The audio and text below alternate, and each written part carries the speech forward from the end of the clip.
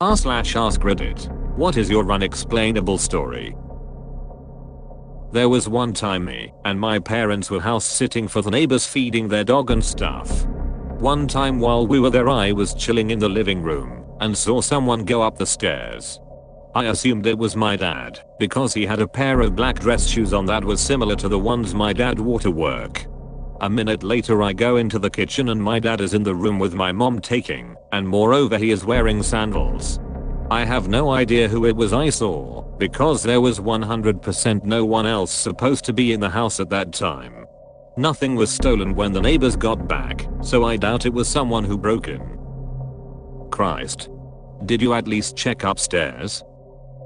I went up there and did a quick check. Saw nothing, but I also didn't look very hard because younger me was very freaked out and quick to assume it was a ghost. Kinda rushed leaving too. When I was about 14 or 15 I was in my first class of the morning. I got a call from a private number and I answered it. It was my mum saying in a stern voice. I said, "No, Mark, my name. I mean no." I was really confused by this because I hadn't done anything wrong. I was trying to explain to her that I was in class, but she just kept speaking over the top of me. I gave my phone to my friend to show her and she was confused too.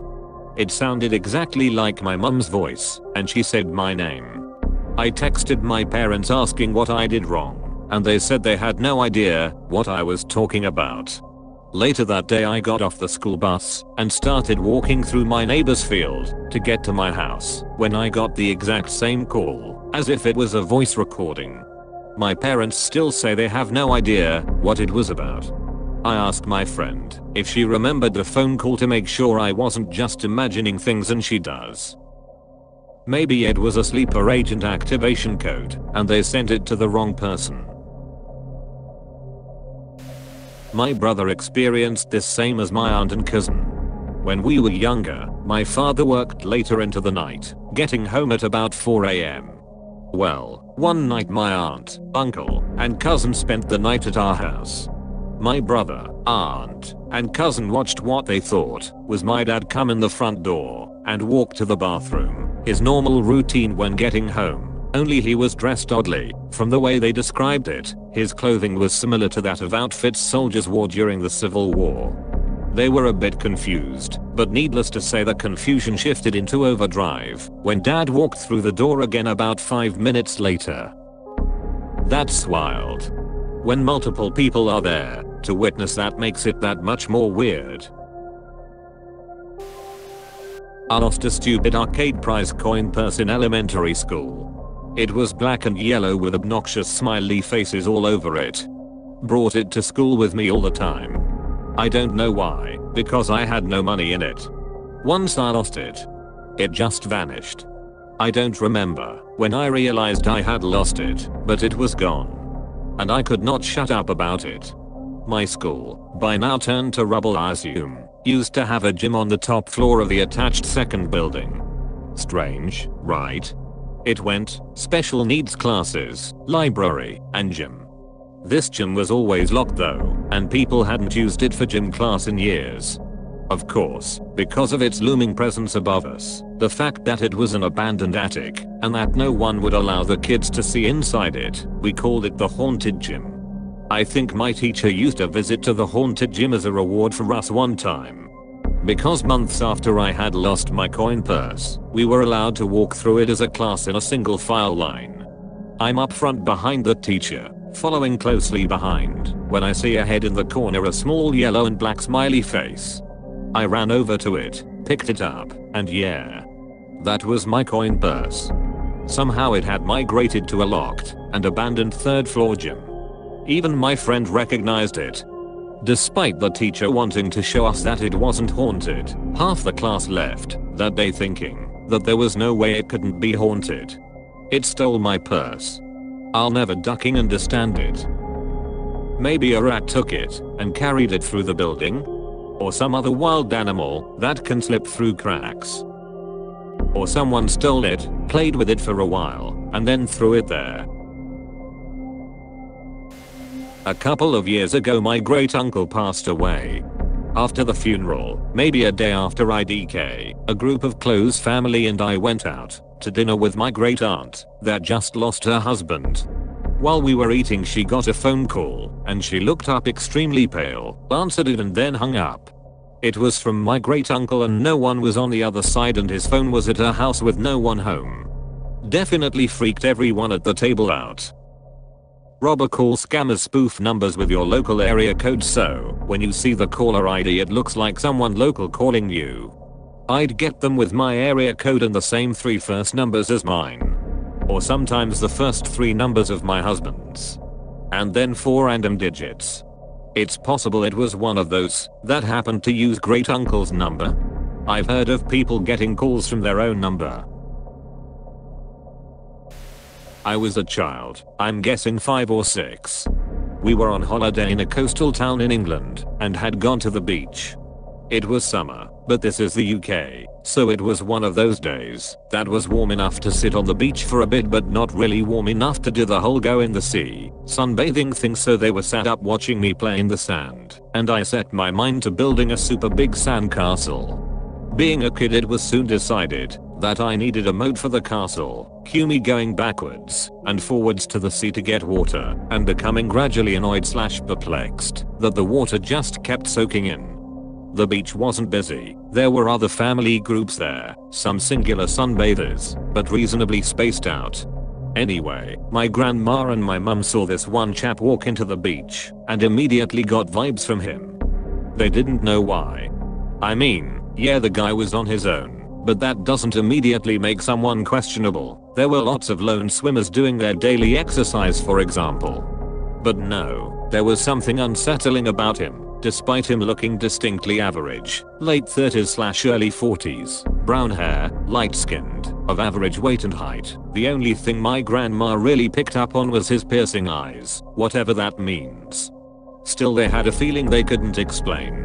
The man placed himself 6 meters or so away from me as I was pottering in the sand, and my mum and grandma carried on chatting, but something in them told them to not take their eyes from this chap who was sat on the sand picking up sand and letting it run through his fingers.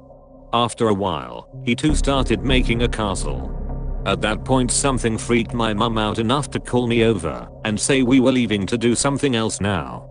I was cross. I was very happy making my beautiful castle.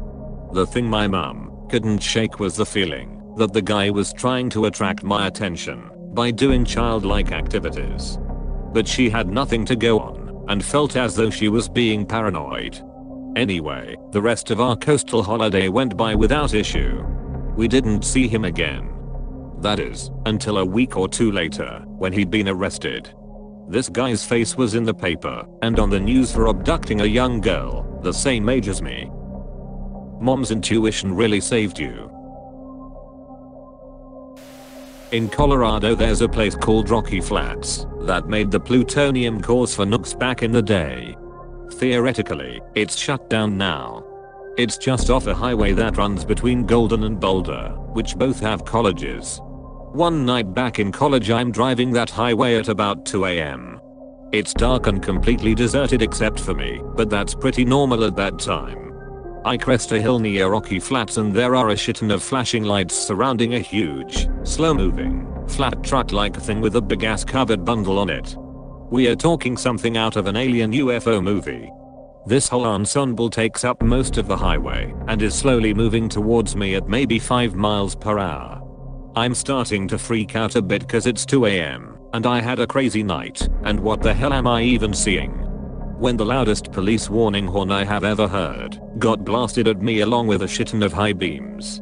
I did a U-turn in the middle of the highway and floored it.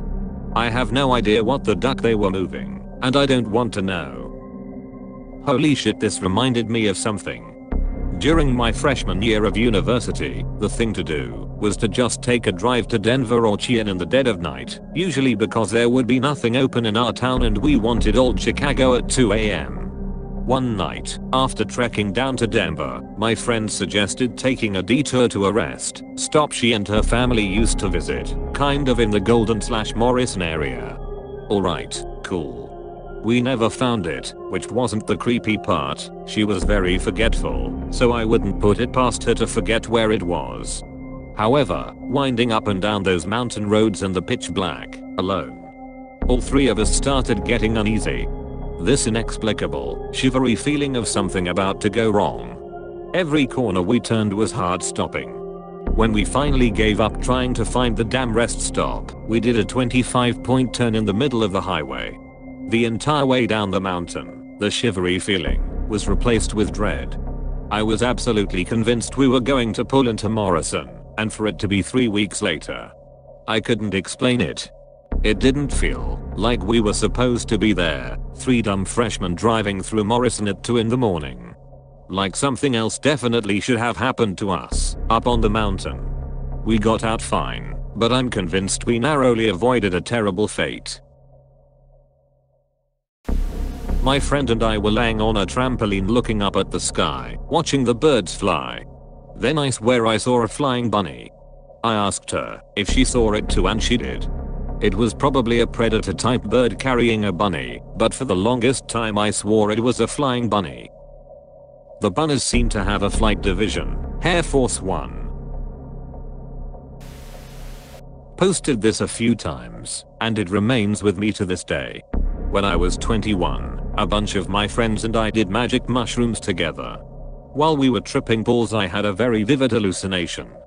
I was on a rocking chair sitting opposite 3 of my friends.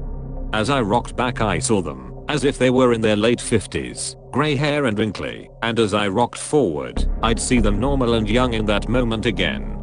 I realized after a few times back and forth that I wasn't seeing the third guy when I rocked back, meaning to say I didn't see the old version of him. I went on for about half an hour from various positions in the chair and I just couldn't wrap my head around it, and it weirded me out. Being weirded out on a mushroom trip isn't exactly a great feeling, so I obviously got a bit hysterical and passed out. I vaguely told the guys about it the next day and quite obviously, we all laughed it off. 8 months later the friend I didn't see in that back and forth vision died in a motorcycle accident. This still makes me super uncomfortable, 8 years later. Is it possible that you were detecting that this person had a low aversion to risk? Yeah, I've spoken about it with people over the years. So this friend who passed away had a predilection for ending up in dangerous situations, most of which involved him riding a bike. We had been in a few bust-ups together, and he had few serious ones before this. He was generally a little gung-ho about this, and I guess subconsciously I felt that it was going to cost him his life one day. I went to the kitchen to grab an apple. I decided to slice it in the air, kind of like in Fruit Ninja. One half of the apple landed on the floor, the other just disappeared. I searched the entire kitchen and never found it. It's been like 7 years, and I still haven't found it. If there had been an Area 51 raid I'm sure they would have found my apple. You Thanosed an apple. What did it cost? Half an apple. When I was in the 3rd grade, I remember waking up in the middle of the night and seeing the silhouette of a woman standing in my door.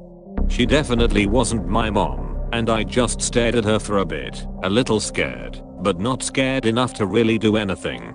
Eventually, I heard a voice in my head that wasn't mine say, "She won't hurt you." So I almost immediately went back to sleep. When I woke up the next morning, I told my mom about what happened, and I guess earlier that morning, before I was awake, both of my brothers said they saw the same woman at their door, but didn't hear the voice. We all physically described the same woman and she looked eerily similar to our great-grandmother that died before any of us were born. My mom was freaked out, my brothers and I just kind of thought, "Huh, that's weird," and didn't dwell too much on it. Long story sort of shortened, went to a friend of a friend's house pretty far away from where I live. Slept the night there. Leave next day, leave my favorite hat behind. They live pretty far away, so I just said goodbye to it and moved on. Skip to 5 or 6 months later. Go to cousin's house who lives near me. Looking for cousin. He isn't home. Go to his room. Sitting in the center of his room is the same hat as mine that I left. Pick it up. Has my name inside of it just like the one I left behind. Ask aunt if she knew about the hat. She didn't know how it got there. She said she cleaned his room earlier and didn't see it. No one else has been in the house that day after she cleaned his room. Take into consideration that these people whose house I left my hat at and my cousin and his family have never met or probably ever will. I asked my cousin about it when he came home and he didn't recognize the hat. Weirdest shit ever, and it still boggles me to this day.